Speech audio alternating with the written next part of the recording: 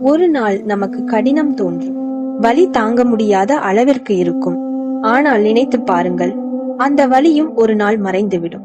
மறுநாள் அதே விஷயத்தையே நினைத்தால் கூட மனம் சலிக்கும்.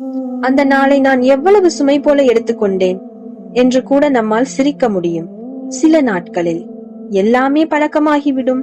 நம்மால் தாங்க முடியாதது போல் இருந்த வலி நம்மை இன்னும் வலிமையாக்கிவிடும். அல்லாஹ் கூறுகிறான், நிச்சயமாக துன்பத்துடன் இன்பம் இருக்கிறது.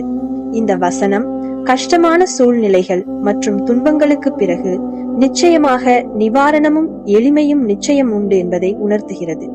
இது நம்பிக்கையை அளிக்கிறது மற்றும் எதிர்காலத்திற்காக ஊக்கமளிக்கிறது. அதனால் சகோதரா, இன்று நீ கடந்து கொண்டிருக்கும் வலி அது ஒரு சோதனை மட்டுமே. நீ அதை தாங்கினால் அல்லாஹ் அதற்கு பின்னால் அமைதியையும் நன்மையையும் தருவான். வாழ்க்கை அதுவே. கடினம், சோதனை, பழக்கம் அனைத்தும் அல்லாஹ்வின் திட்டம். பொறுமையுடன் இருங்கள், துஆ செய்யுங்கள். இன்னும் அழகான நாளை அல்லாஹ் உனக்காக தயார் செய்திருக்கிறான்.